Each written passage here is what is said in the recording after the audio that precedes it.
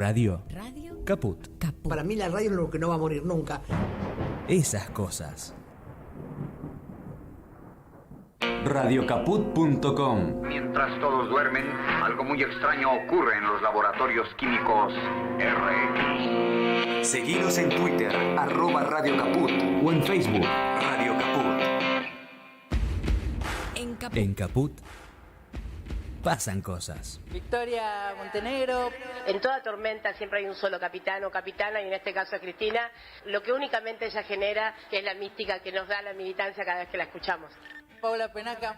Escuchar a Cristina siempre es esclarecedor, y me parece además que hay una situación política interna de nuestra fuerza que también requiere que acción.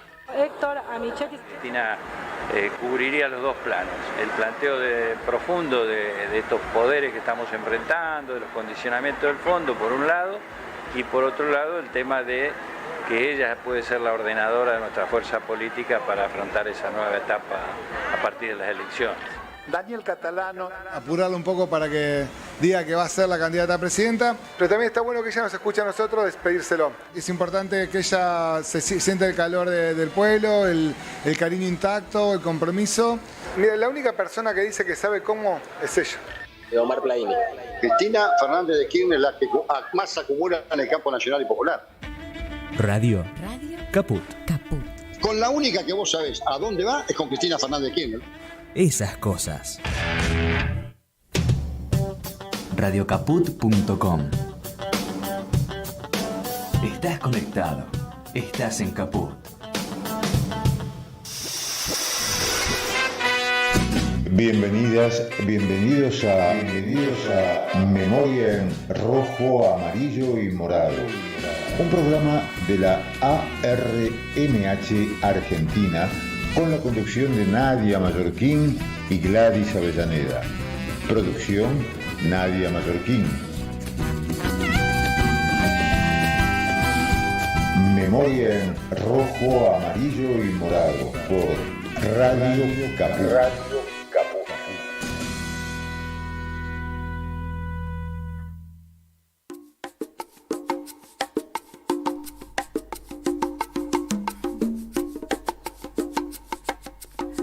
Muy buenas tardes, hola, bienvenidas, bienvenidos a una nueva emisión de nuestro segundo año consecutivo de Memoria en Rojo, Amarillo y Morado aquí en Radio Caput.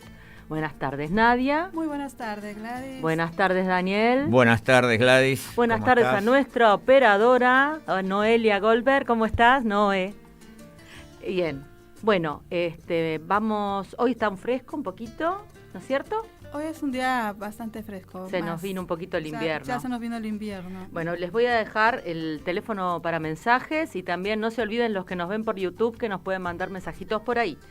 El número para mensajes por WhatsApp es 11 65 16 4446. Bueno, ahora vamos a continuar vamos a arrancar, mejor dicho, con un poema, el poema de nuestra corresponsal en España, Susana Falcón, que se llama Los jinetes del apocalipsis cabalgan con Vox. Los jinetes del apocalipsis cabalgan con Vox.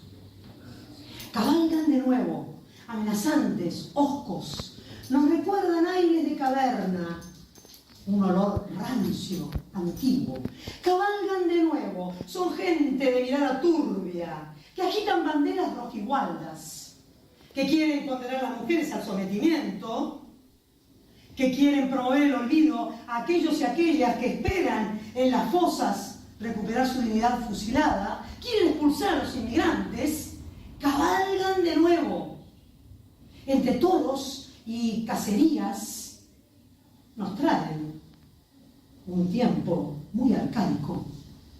Pero ellos y ellas les miran, les miramos de frente. Las mujeres con sus protestas violetas, los gays, lesbianas, bisexuales, transexuales con sus arcoíris de banderas y de denuncias, y los fusilados y fusiladas que siguen en los campos y en los caminos. Les miran, les miramos de frente. A ellos, a los de las cruces y también los correajes, que se les puede percibir el ademán, aunque ahora no vayan vestidos de azul. Les miran, les miramos y les dicen, decididos, decididas, les decimos que no nos vamos a rendir, que no vamos a rendir la esperanza, aunque ellos cabalguen de nuevo.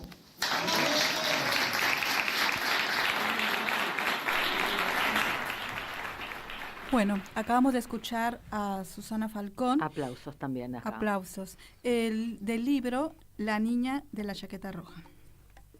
Bueno, ahora vamos a avisar, a compartir con nuestras y nuestros oyentes que hoy tenemos un programa diferente, porque hoy vamos a empezar al revés. Ahora vamos a empezar con la columna de Daniel Campione. Bien, bueno, vamos. Y va a empezar con una entrevista. Con una entrevista, también poco la común. columna de Daniel Campione. La entrevista a Alfonso Villalta Luna, quien es doctor en Antropología Social y Cultural y se desempeña en la Universidad Nacional de Educación a Distancia. Es autor del libro Tragedia en 3 actos, los juicios sumarísimos del franquismo. Este libro es un trabajo muy minucioso de investigación acerca de los procesos de los tribunales militares franquistas. Buenas tardes, Alfonso. No sé si nos estás escuchando o todavía no tenemos la conexión. Perdón. Bueno, entonces ahora vamos a esperar un poquitito. Mientras tanto, ¿podrías hacer algún comentario al respecto? Que el otro día estuviste hablando de ese libro, ¿te acordás? Exactamente, hablamos de ese libro a propósito de que es un estudio en clave antropológica de una de las tantas y quizás de las peores realidades ominosas del franquismo, que fue el juzgamiento en modalidad de consejo de guerra, llamado juicios sumarísimos de urgencia, a cientos de miles de personas. Alfonso evalúa en el libro que hay versiones de que hubo cerca de 1 millón de juicios sumarísimos, ¿no? Parece mentira, para decirlo mal y pronto, pero fueron en todo caso centenares de miles de procesos. Muchos desembocaron en penas de muerte. Penas de muerte que algunas se ejecutaban, otras se conmutaban, y cuando no era pena de muerte solían ser largas penas de prisión.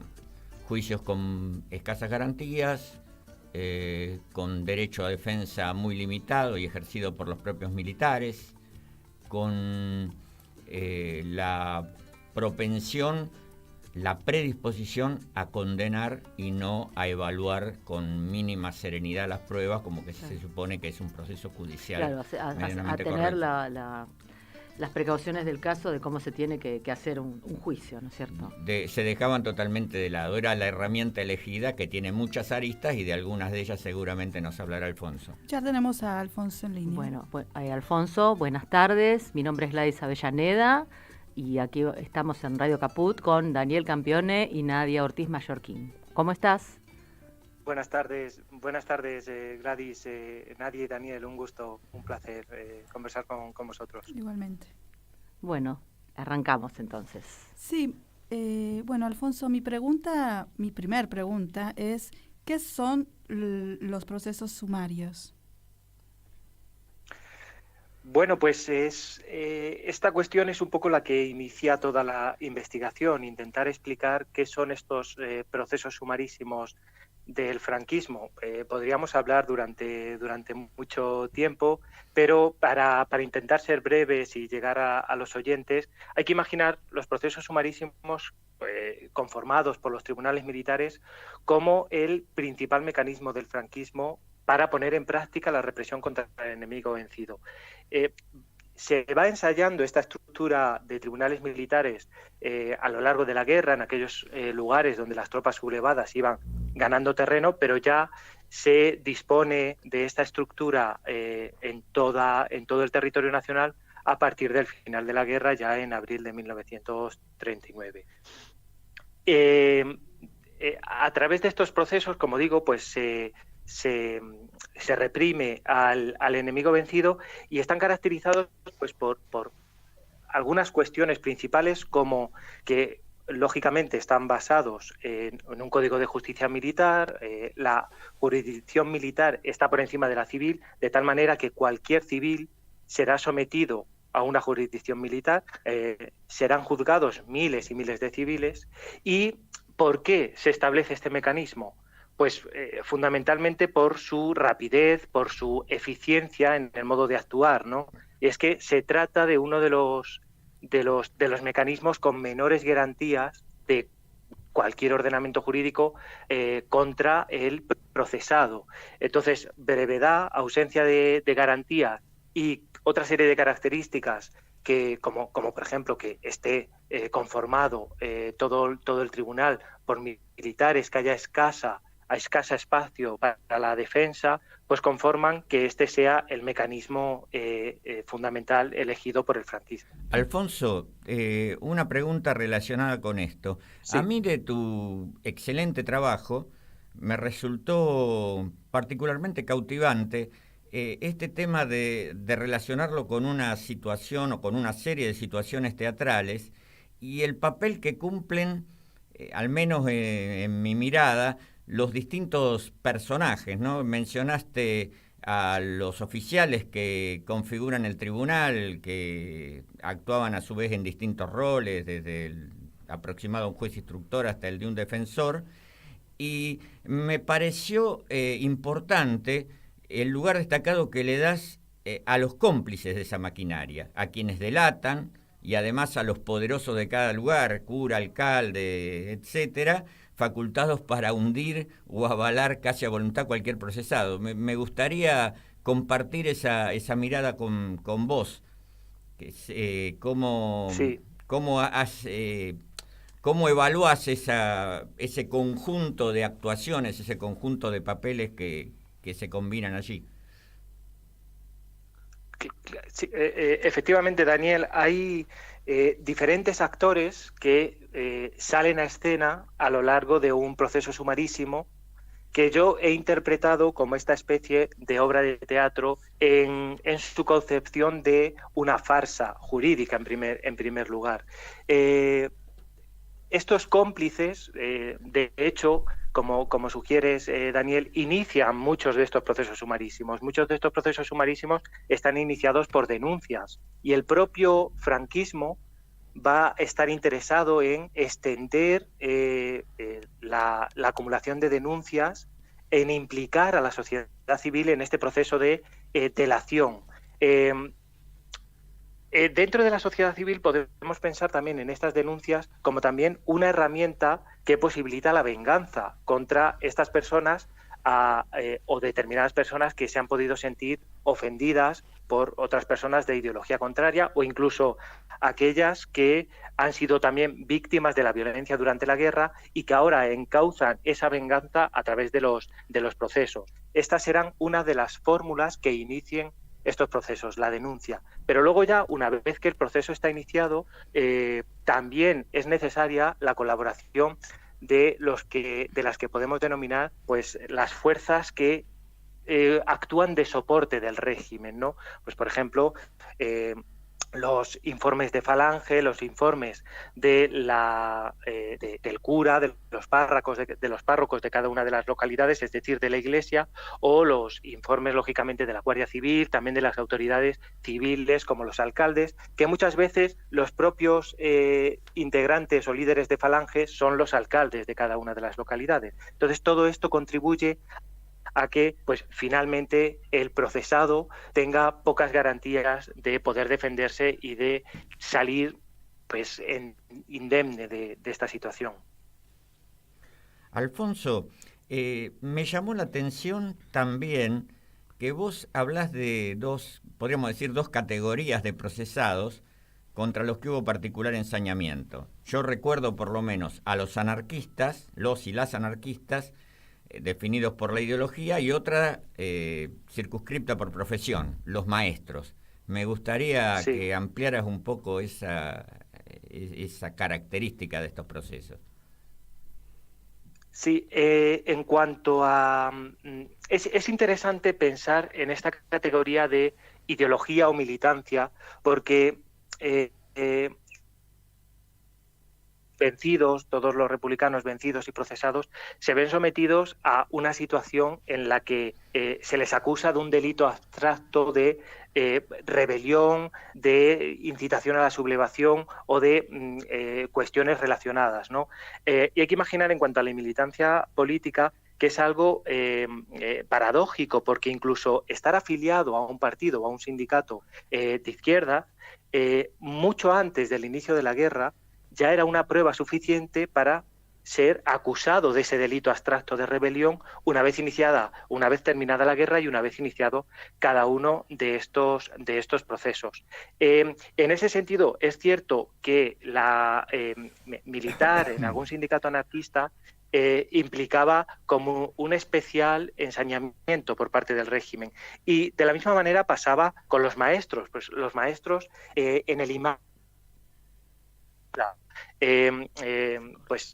son analizados como esas personas que han incitado a ideas de libertad, a esa ilusión de una España diferente. Y entonces se convierte también en uno de los principales...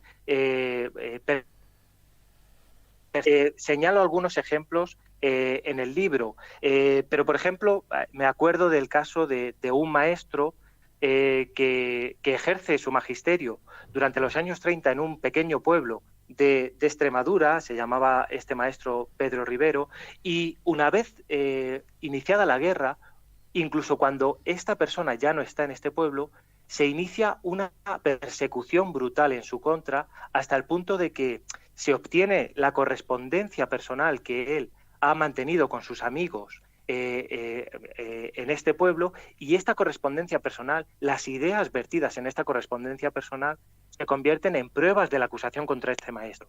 O sea que la persecución llega hasta límites poco imaginables. Alfonso, otra cuestión, lo que vos decías recién me evoca el proceso de Miguel Hernández, ¿no? Donde lo llegan a penar, a aplicarle pena de muerte, no aplicarle, a dictarle una pena de muerte que después no se cumple, y en la condena no se menciona ningún hecho concreto, ningún abuso, ningún crimen, ninguna crueldad, simplemente el pensar de una manera y difundirlo. Era algo bastante peculiar esto, pero quería ir a otro tema. Me dio la impresión de que hay un sentimiento que aparece impuesto todo el tiempo a los vencidos, que un sentimiento o una situación, que es la humillación. Se humilla el preso para tratar de salvar su vida, se humillan los familiares y allegados para tratar de morigerar una condena o para que haya clemencia después de dictada esa condena. Me pareció también un costado muy, muy interesante de este tratamiento. Sí, hay que imaginar la situación en la que se encuentran estas mujeres y estos hombres privados de libertad y además pendientes de una condena a muerte que se puede ejecutar en cualquier momento. Y hay que pensar también en esa acción constante por intentar alejar esa condena que pesa sobre sus cabezas. Entonces, en ese sentido, se realizan o son sometidos o ponen en práctica estrategias que podemos pensar de resistencia, pero en el fondo son estrategias para intentar salvar su vida, de las que yo hablo mucho en este libro. Todas estas personas, sobre todo las mujeres, que son las que, si estas estrategias se inician en el interior de prisión, son las mujeres, las madres, las hijas, las esposas de estas personas las que desde fuera de prisión tienen que intentar buscar la forma en la que su ser querido puede reducir esa condena o puede salvar la vida. Pero claro, estos caminos que tienen que transitar estas mujeres están llenos de incertidumbres, de adversidades, de peligro y, como bien dices, Daniel, de humillaciones constantes. Porque solicitar que alguien hable a favor de esa persona que está en el interior de la cárcel conlleva un riesgo. Además, porque esta solicitud no se puede realizar a los amigos, a los compañeros, a los vecinos, a personas cercanas a estos hombres y a estas mujeres, sino que estos esfuerzos se tienen que centrar en buscar personas de una ideología distinta, porque tienen que ser personas que tengan clara, que el régimen tenga claro que su filiación, su cercanía al régimen, porque si no, no serviría de nada que estas personas hablaran a favor de ese preso. En ese sentido, lo que buscan es pues que hablen a favor de las personas que están dentro de la prisión, pues por ejemplo, todas esas fuerzas que han actuado de manera acusatoria, ¿no? Pues por ejemplo, pedir el aval o un documento, o que incluso se persone para hablar a favor de una persona, pues alguien de Falange o un cura de una localidad que diga, por ejemplo, que era una persona católica, pues eso es lo que puede favorecer a que esa condena no sea tan gravosa, podemos decir. Pero evidentemente todo este camino está plagado de incertidumbre. Si tenéis un segundo, os puedo contar algunos de los casos que se muestran en el libro. ¿Cómo no, estoy Alfonso? pensando en el caso...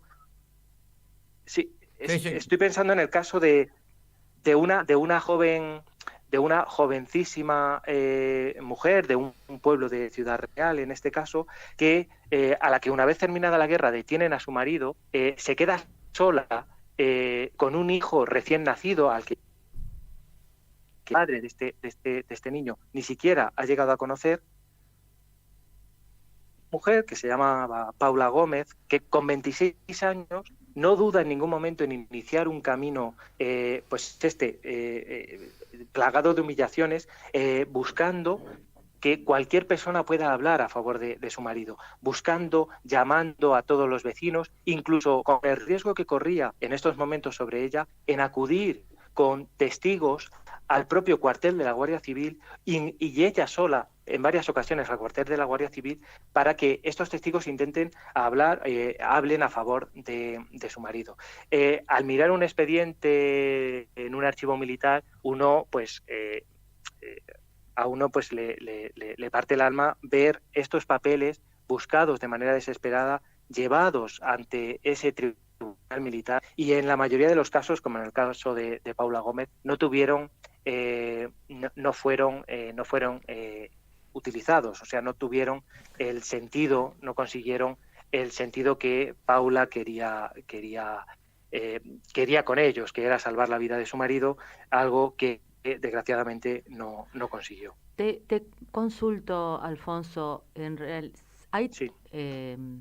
¿tenés documentado que haya resultado este tipo de tácticas en algún momento para salvar la vida de alguien, de los presos? Sí, es difícil determinar si una determinada intercesión ha logrado salvar la vida de un preso. ¿Por qué? Porque todos estos procesos están plagados por una ausencia de garantía, claro, de tal manera que es muy difícil determinar. Claro, a mí me da la sensación de como que los hacen pasar a los familiares por una humillación terrible y al final para no concederles absolutamente nada. Eso es lo que me daría la sensación. Esta es una de las hipótesis de investigación, porque aunque no consigan ese éxito de condena o evitar esa condena a muerte, sí que generan unas lealtades con la nueva sociedad con la nueva sociedad afín al franquismo. Entonces, es muy difícil determinar si estas intercesiones han tenido el éxito. Lo que sí está claro es que, independientemente del resultado final, lo que han generado es, por un lado, esa humillación mayor aún sobre las víctimas, y por otro lado,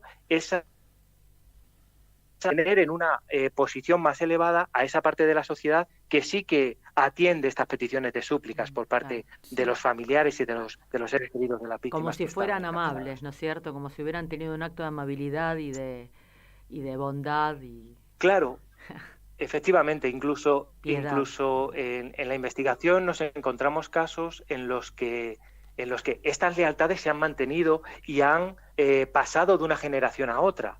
Esta pleitesía, podemos decir, se ha mantenido y ha pasado de una generación a otra porque una persona trató de ayudar al abuelo independientemente de que se consiguiera.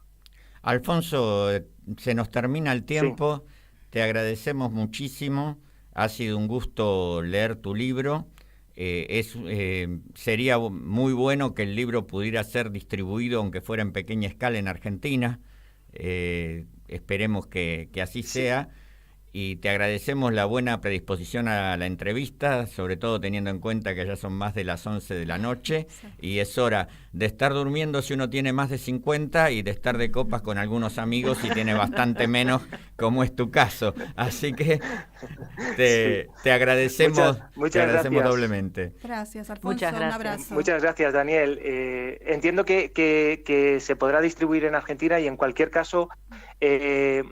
aunque para los románticos del papel no es una opción válida, pero siempre se podrá conseguir en su versión electrónica. Gracias. Correcto, buenísimo Gracias. entonces. Bueno, muchas gracias. Un gusto y un abrazo. Un Gracias abrazo, por buenas tardes. Buenas noches. Buenas noches. Buenas noches. Bueno, ahora vamos a seguir con un audio, ¿no? Vamos a escuchar un audio sobre memoria democrática. ¿Estoy en lo correcto? Vamos a escuchar un audio de un noticiero que hablan sobre la idea de aniquilar la ley de memoria democrática y los derechos de las minorías. Esto en un contexto de los resultados de las últimas elecciones. De los ayuntamientos de toda España, sí. A seguir gobernando solitario. ¿Y tiene alguna línea roja? Porque durante, por ejemplo, la campaña sí que escuchábamos a la candidata de Vox hablar, por ejemplo, que ella consideraba que era pérdida de dinero pues las políticas o las inversiones destinadas a igualdad, a colectivo LGTBI, memoria democrática. No sé si esto son líneas rojas o todo se podría negociar. En algún tema concreto, en tema de memoria democrática, sí hay que reorganizar algún tema presupuestario del Ayuntamiento de Sevilla. Creo que hay un poquito de despilfarro porque la competencia es autonómica. Despilfarro, o sea. Bueno. Un gasto excesivo. Claro. Hay que reducir el déficit fiscal. Bien. Bueno, y como hoy es un día de entrevistas, ahora vamos a seguir con otra entrevista, que es la de Susana Falcón.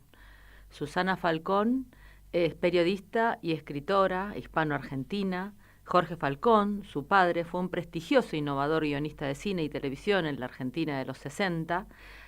Susana ha trabajado en prensa escrita, radio y televisión en Argentina, Nicaragua y España.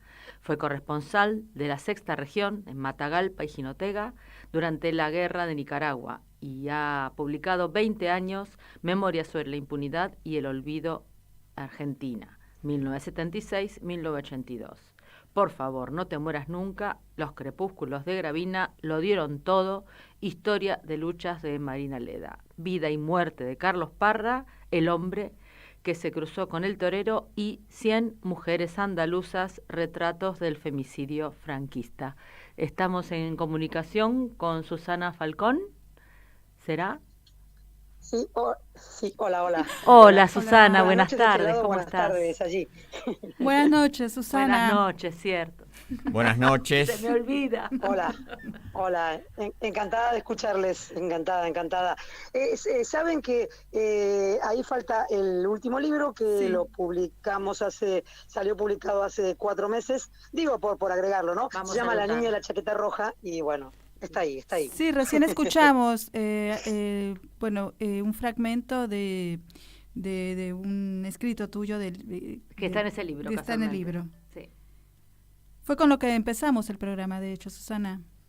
Así que no lo... Qué barbaridad. A ver si después me mandan el programa para que lo escuche. Qué bueno. Me alegro. Bueno, Susana, estamos comunicándonos con vos nuevamente para que nos hables sobre cuáles han sido tus impresiones, vividas en Cádiz, capital, lugar donde se cerró la última fosa que estaba por exhumarse en el cementerio de San José. Nos gustaría que nos compartas esas sensaciones. Sí, la verdad que fue el viernes de la semana pasada, el viernes 2 de junio, y bueno, yo ya soy muy mayor, tengo 67 años, he vivido muchas cosas y muchas relacionadas justamente con la recuperación de la memoria histórica, pero fue un momento, una tarde muy, muy, muy emocionante, como bien decías, en el cementerio de San José, el cementerio antiguo, viejo de Cádiz capital, que ya no se entierra gente allí, y allí, bueno, había fosas del franquismo que en los últimos casi 8 años, 7 años y un poco más, por decisión de la municipalidad, del ayuntamiento de Cádiz capital, que estaba gobernada hasta hace unos días, porque después de las últimas elecciones municipales han perdido la alcaldía, lamentablemente. Bueno, se propusieron ese gobierno de izquierda que había en Cádiz capital, se propusieron recuperar la dignidad de todas las personas fusiladas, y lo han hecho en muchos momentos de los últimos 8 años solamente con presupuesto municipal, y ya finalmente también con alguna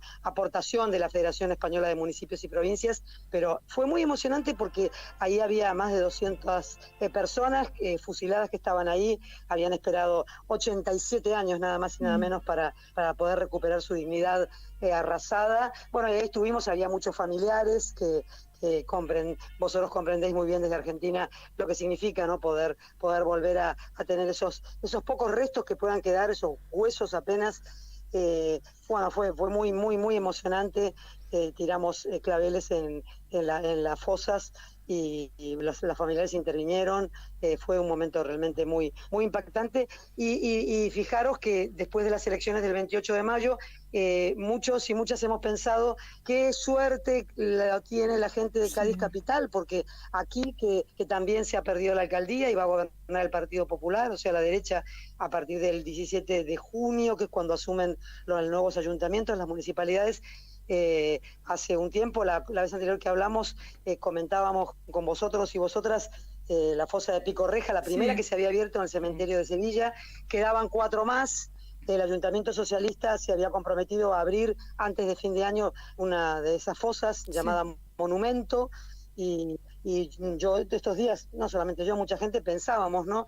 Esos familiares que vieron cómo se abría Picorreja entre el año 2020 y el 2023, se sacaban todos esos cuerpos y que los siguientes iban a ser ellos, porque se sabe en el cementerio de Sevilla es por fechas. Esta fosa de Picorreja era de julio del 36, del día del golpe, hasta septiembre. La de Monumento está la gente enterrada, tirada ahí como si fueran animales en esa fosa, los cuerpos amontonados arriba de otro, lo que queda de esos cuerpos, de a partir de septiembre hasta, creo que es hasta diciembre o hasta enero del 37, y ahora eso no, bueno, hay muy pocas posibilidades de que se abra. Por lo menos el ayuntamiento de derechas, la Junta de Andalucía, nuestro gobierno autonómico es de derechas también, con el apoyo de la extrema derecha, y si no lo remediamos, los votantes, los electores, las electoras, el 23 de julio también gobernarán en el Palacio de la Moncloa en Madrid, con lo cual todas las esperanzas quedan sí, terrible, realmente terrible.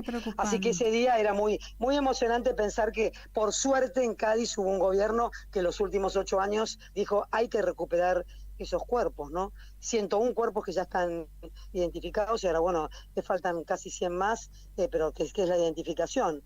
Así que, bueno, por lo menos en Cádiz. Y yo quería, permítanme, compañeras, compañeros, recordar a una de esas fusiladas, a una mujer de verdad, como todas las que perdieron la vida luchando o siendo solidarias en aquellos tiempos a partir del 18 de julio del 36. Ella se llamaba Milagros Rendón y fue la única mujer, fíjense, me impresiona decirlo en voz alta, aunque conozco la historia hace mucho tiempo, y está en mi libro de 100 mujeres andaluzas, retrato del feminicidio franquista. Milagros Rendón fue la única mujer que el 18 de julio participó junto con compañeros, todos varones, todos hombres, en la defensa del gobierno de Cádiz. Fue la única mujer que dio ese paso de estar ahí también y pelear para intentar defender la legalidad de la República, de ese gobierno elegido democráticamente el 14 de abril del 31. Y bueno, fue detenida, no pudieron, creo que estuvieron 2 días, muy poco tiempo, y ya no fue posible, evidentemente. Bueno, fue a parar al penal de Cádiz, igual que sus compañeros y compañeras. Allí en el penal de Cádiz se enteró que ya habían fusilado a su padre, que también era un luchador republicano, pero eso no hizo que Milagros bajara los brazos, como se dice en Argentina, se rindiera cualquiera. Milagro fue fusilada, pero hasta el final, son los testimonios que vienen de ahí de la prisión, ella mantuvo la dignidad, mantuvo la cabeza alta, animando a los demás, envió una carta a su familia y bueno, fue fusilada Milagros Rendón, que también estaba en una de estas fosas allí en el cementerio de San José, así que la recordamos. Bueno, hay que recordarla a ella y a todos los demás, ¿no? Por supuesto. Susana, acá Daniel te quiere hacer una pregunta. ¿Qué tal, Susana? Hola. Hola, ¿qué tal? ¿Me escuchás? Sí, perfectamente. Quería volver sobre algo relacionado con este triunfo del PP y de Vox.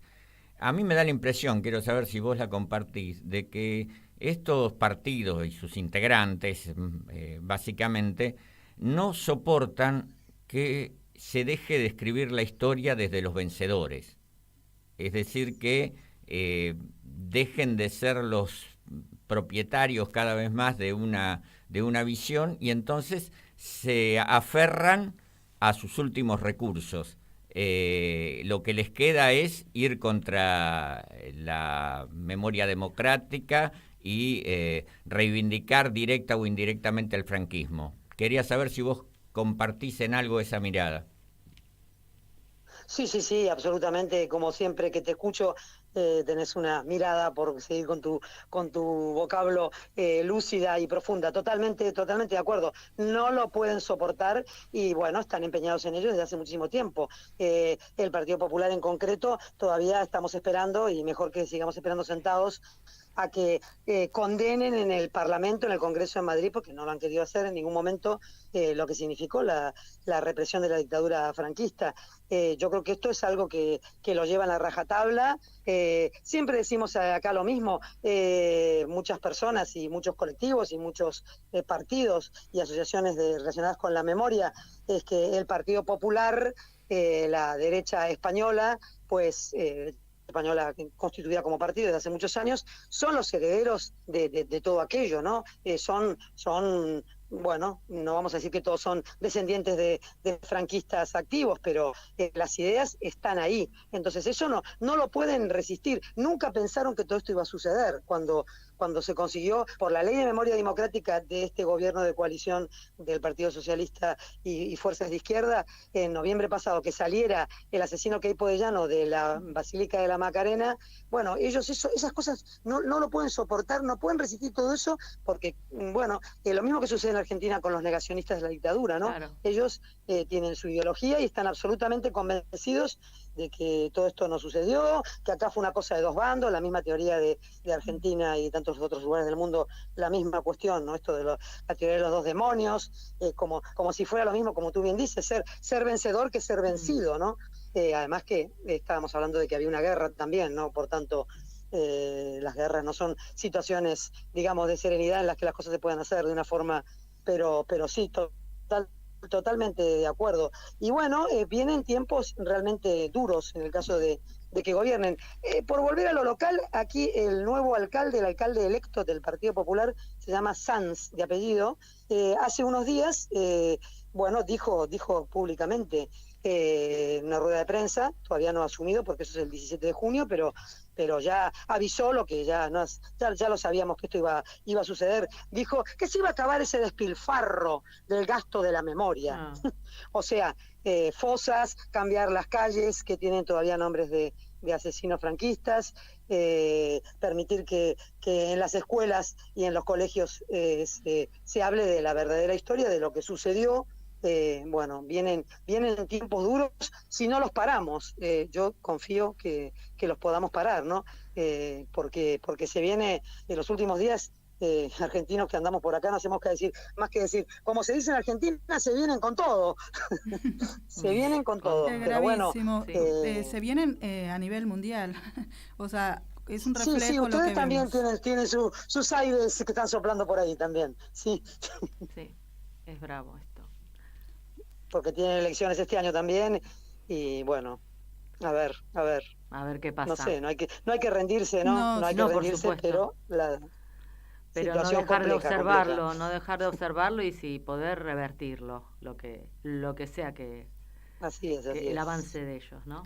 Susana, bueno, para cerrar, queríamos decirte, bueno, gracias por compartir siempre tus impresiones y tus análisis, y te vamos a dejar acá un compromiso para la próxima, para que nos hables de tu nuevo libro. Pues muy bien, muy bien. ¿Y lo que escucharon qué era? Era un fragmento... Los jinetes del apocalipsis. Claro. Vale. Cabalgan con Vox. Sí, pero no estaba entero, digamos. No, porque lo tenía pensado para hacérselos, pero no es necesario tampoco. Bueno. Como gustes. Lo podríamos repetir, ¿no? Sí. Nunca está de más, por supuesto. No, si lo pusieron entero, no, por favor. No, creo, nos vamos a fijar y después cualquier cosa conversamos para los próximos programas. ¿Te parece? Muy bien, me parece fantástico. Y nada, muchísimas gracias, de verdad que es un auténtico honor estar con ustedes en esa alternativa de información y de conciencia que es este programa. Es un auténtico lujo para mí. Hace un rato me llamó mi hijo, que vive fuera de aquí, vive en Barcelona, y me dijo, qué cosa grande, vieja, eso. Y le digo, hombre, me han hecho este regalazo esta gente de allí. Así que muchas gracias. Es un honor para nosotros. Muchísimo. Para mí, sobre todo, porque estamos hablando en Argentina, ¿no? Imagínense que yo, como diría Alejandro Sanz, tengo el corazón partido yo, un pedazo acá, otro pedazo allá. Qué linda. Bueno, un abrazo cuídense enorme. Mucho. Abrazo, muchas gracias. Y aquí no se rinde nadie, Exacto. Abrazos enormes. ¡Viva la República! ¡Viva la República! Bien, bueno, ahora vamos. Hermosa entrevista, chicos. Hermosa. No lo puedo no decir. Muy linda. Ambas, un día muy fuerte. Muy agitado. Muy agitado, sí. Bueno, ahora vamos a escuchar un tema musical. Se llama Chiclanera y es un paso doble canción que es de la Segunda República Española. Está compuesto por Luis Vega, Rafael Oropesa y Antonio Carmona. Su título hace referencia a una mujer de la ciudad española de Chiclana de la Frontera, en la andaluza provincia de Cádiz, y fue popularizado en la voz de Angelillo en una película llamada Centinela Alerta de 1936. Lo escuchamos, señora operadora.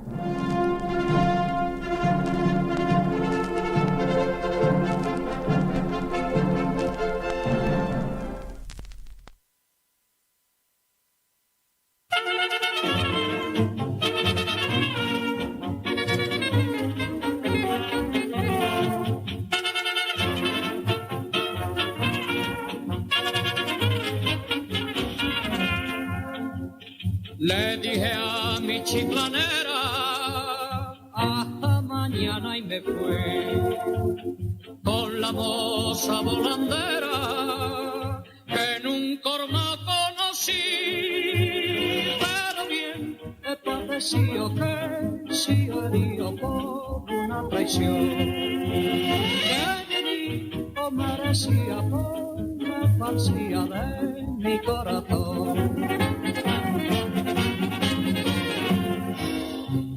Ay,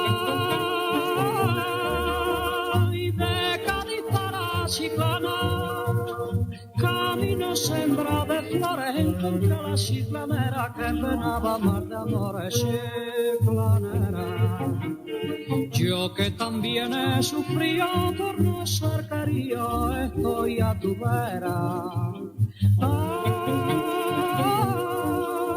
Ay, para calmar tus dolores, aquí me tienes rendido, que si amor que se te muere, para mí vuelve a vivir, chiclanera.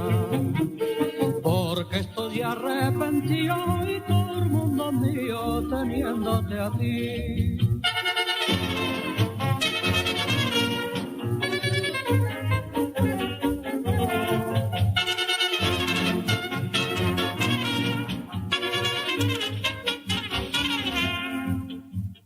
Supliqué a mi chiclanera que tuviera compasión y me contestó altanera que no tenía perdón. Por su amor fui peregrino y en el camino de mi gran dolor Lord Farfán flores que me hirieron, al fin me dieron su más bella flor.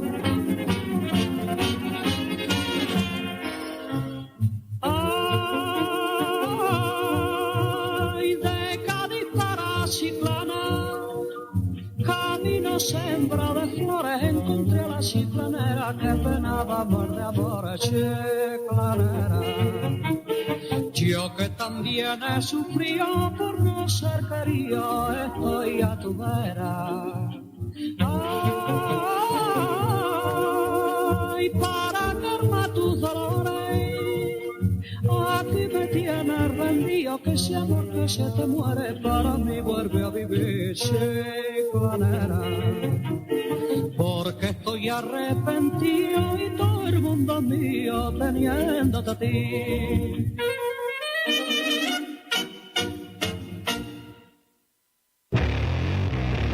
Mandanos un WhatsApp. Mandanos zaraza y noticias. 11 65 16 44 46. ¿Querés arrancar la mañana bien informado? Infosiberia, las noticias en tu celular.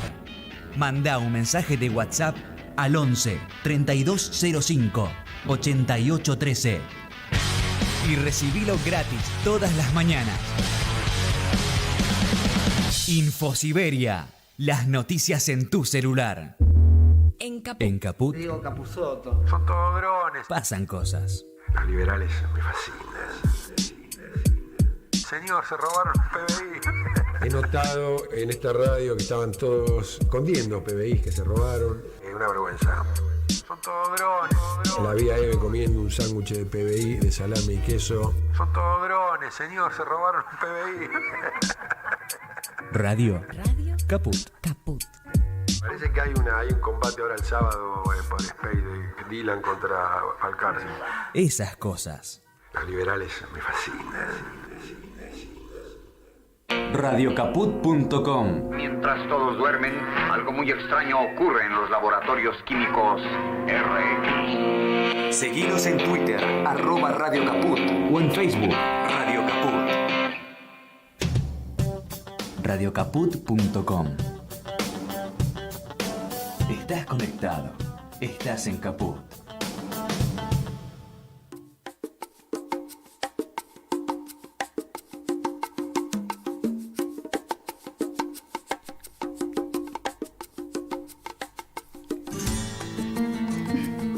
Bueno, hoy es un día muy agitado, Gladys, Sí, muy sí, agitado. mucho. Hemos estado a 1000. Por suerte han pasado cosas muy interesantes en el programa y seguirán pasando. Por supuesto, por Esta supuesto. es nuestra promesa. Bueno, hace unos días hubo una charla muy interesante, el miércoles 7, en el Salón de Actos de ¿cómo se llama? La Asociación de Abogados de Buenos Aires. Bueno, en esa charla, gracias Daniel. Memorioso. Memorioso. Claro, una actividad muy enorme y brillante y sentida, que fue organizada por la ARMH Argentina y por la Asociación de Abogados de Buenos Aires. En esta mesa estuvo Eugenio Raúl Zaffaroni, yo sabía que se llamaba Raúl, bueno, lo digo, y Matías Bailone, presentando un libro en el cual se habla sobre la jurisdicción universal en el juicio al franquismo, es decir, a 13 años de la querella argentina contra los crímenes del franquismo. Bueno, queríamos decir que la charla fue enorme, muy concurrida, mucha participación y bueno, queremos agradecer la participación de quienes estuvieron presentes y también, bueno, con el compromiso de que próximamente desde la asociación se plantea hacer nuevas actividades como estas, ¿no? Tal cual, tenemos algunos problemas técnicos, disculpen. Sí, pero espero los vamos a solucionar. Bien, bueno, y ahora voy a pasar un pequeño anuncio de una obra que es con entrada gratuita por orden de llegada, que es en el auditorio de la Casa de la Provincia de Buenos Aires, este jueves 15 de junio a las 7 de la tarde. La obra se llama Zully, haciendo alusión a Zully Moreno, la actriz. Zully, recuerdo de visita, interpretado, es un unipersonal, interpretado por Flora Ferrari, con la dirección de Gabriel Conlazo. Reitero, este jueves 15 de junio, 7 de la tarde, auditorio de la Casa de la Provincia de Buenos Aires, Callao 237, entrada libre y gratuita, por orden de llegada. Hay que hacer la fila y lo vemos. Y lo recomiendo, yo la vi en 2 oportunidades esta obra, muy recomendable. Muy bien. Bueno, también quisiera anunciar algo brevemente, que es, esta semana tan cargada de tantos hechos importantes, ¿no? Y la presentación del libro que habla sobre la querella argentina. También quería, compartir con nuestras y nuestros oyentes que Olga Rodríguez Francisco declaró en Buenos Aires como nieta y bisnieta de represaliados por el franquismo. Por primera vez, un tribunal escucha las historias de los desaparecidos en las fosas en Villadangos del Páramo. Y queríamos compartir esta información, muy sentida también. Bien. Bueno, Gladys, tenemos a Daniel que está leyendo y también tenemos alguna efeméride. Otra efeméride importante. Bueno. ¿Qué estás leyendo, Daniel? Contanos. Estoy leyendo un libro muy breve esta vez. Yo suelo ser de libros extensos en estos comentarios. Pequeño y breve. Katia Landau. Los verdugos de la Revolución Española, 1937-1938. O sea que hubo en ese año, pero hubo más. La autora fue encarcelada por agencias del gobierno republicano y el marido de ella fue encarcelado también y nunca más apareció. Un costado, por cierto, poco agradable del conflicto español, particularmente relacionado con un choque armado en la ciudad de Barcelona que ocurrió en mayo de 1937 y que a partir de junio, ya reprimido, ya sofocado esa insurrección armada con participación de sectores anarquistas y del POUM, Partido Obrero de la Unificación Marxista, el mes siguiente, junio de 1937, se desata una gigantesca persecución. La conducción del POUM termina casi completa en la cárcel y muchos militantes que no estaban en un nivel de conducción también sufren persecuciones. Algo que impresiona es que, según los testimonios que recoge Katia Landau, el trato dispensado a esos presos se asimilaba mucho al que propinaban los fascistas a los presos republicanos y revolucionarios. Por eso allí habla de los verdugos de la Revolución Española. Y de paso algo que siempre hay que, o al menos a menudo hay que reiterar. Para la interpretación de muchos que lucharon, muchos y muchas que lucharon por la República, no estaban librando una guerra, al menos no una guerra convencional, sino una lucha contra el fascismo que se articulaba con la realización en simultáneo, en estrecha combinación, de una revolución proletaria. Claro. Y de allí vino el conflicto, simplificando muchísimo, con aquellos que propiciaban la idea de que primero era ganar la guerra y después venía la revolución. En medio de ese conflicto se dieron hechos de represión, los cuales están reflejados de modo sucinto en este libro. El caso más famoso, pero que sobre él se puede leer en muchos otros lugares, es el de Andreu Nin, el líder máximo del POUM. Aquí se habla de Nin, pero la mayor parte del trabajo está centrado en testimonios de personas que fueron presos, torturados, secuestrados y después legalizados, algunos, de resultas de un proceso que no hay que centrar en Nin. Afectó a muchas personas y afectó no solo a gente del POUM, el POUM fue ilegalizado, sino también a anarquistas, inclusive un también conocido anarquista italiano llamado Camillo Bernieri, que perdió la vida en medio de estos acontecimientos, o fue asesinado, mejor dicho, en medio de estos acontecimientos. Daniel, ¿dónde podemos conseguir el libro, si es posible? Y también, nuevamente para nuestras y nuestros oyentes, la editorial y el título. Es una editorial de Barcelona muy pequeña que se llama Sepha o Sepha, S-E-P-H-A. El libro, reiteramos el título, Los verdugos de la Revolución Española, 1937-1938. Y esto no es solo la fecha en que ocurrieron los sucesos, es la fecha en que la autora lo escribió. Lo escribió, exacto. Fue contemporáneo a los hechos. El libro ya estaba publicado en 1938. Ay, lo quiero. Y la autora, Katia Landau. Para conseguirlo, mercados de usados y con un poco de suerte, Mercado Libre. Las pequeñas editoriales catalanas o madrileñas no llegan habitualmente a Argentina. Es un tema que es doloroso, pero que de los cuales habría que sacar conclusiones y aprender cosas, ¿no es cierto? Sí. En próximas semanas tal vez hablemos un poco más de este tema o de estos temas, porque son más de uno. Bueno, gracias, Daniel. De nada. Tenemos una efemérides, que es el nacimiento de Federico García Lorca, que se cumplió el 5 de junio. El 5 de junio de 1898 nació ese día la palabra humana. Suena más musical desde que él la graficó. Lo fusilaron por republicano, por gay, por masón y por escritor comprometido con su época. La única poesía que idolatra la derecha, el fascismo en todas sus formas más o menos eufemizadas, es el canto a las matanzas, la épica muda de los cuerpos destrozados y el almibarado recuento de facilismos lingüísticos. García Lorca recorre otros territorios, camina por los pasillos de la seducción prohibida, por los labios heridos y enamorados, por las afectividades encargadas en la entrega y sobre todo en los contactos del embrujo y el deseo. Irrumpe por la noche en los ojos que se miran, se lamen. Eso nunca podrán aceptarlo los celosos guardianes del pecado, los generales de la extorsión culpabilizadora. Federico es la contracara de los mercaderes de la emoción, de los topos de la reproducción insensible, cobardes defensores de la desafectación, torpes exhibicionistas de lo efímero. Su desafío tiene letras cinceladas con pasiones.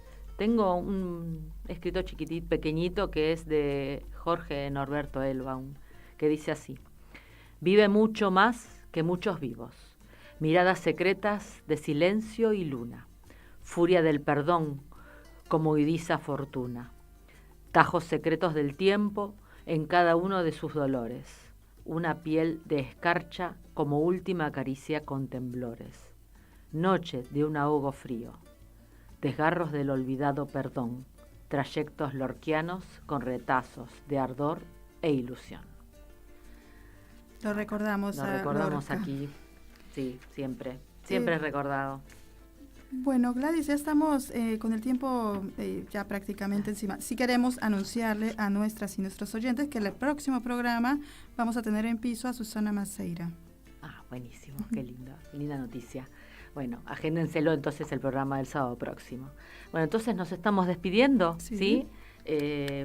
Tuvimos en la conducción Gladys Avellaneda, Nadia Mallorquín y la colaboración de nuestro memorioso Daniel Campione. Columnistas, Adriana Fernández, Daniel Campione, la triada de las pedagogías con Alba Pereira Lancilotto, Maya Haidt y Constanza Filgueira. Columnistas y corresponsales al otro lado del Atlántico, Juan Miguel Vaquero, Susana Falcón, Jorge Fonseca y Soledad Luque Delgado. En la operación, Noelia Goldberg. En la producción, Nadia Mallorquín. Esto fue Memoria en Rojo, Amarillo y Morado, un programa de la ARMH Argentina. Nos vamos con un tema musical. Sí. ¿Con cuál tema musical? Con el de Ciudad de Pobres Corazones. Así es. De Fito Páez. Así que buenas tardes. Hasta el sábado próximo. Salud y República.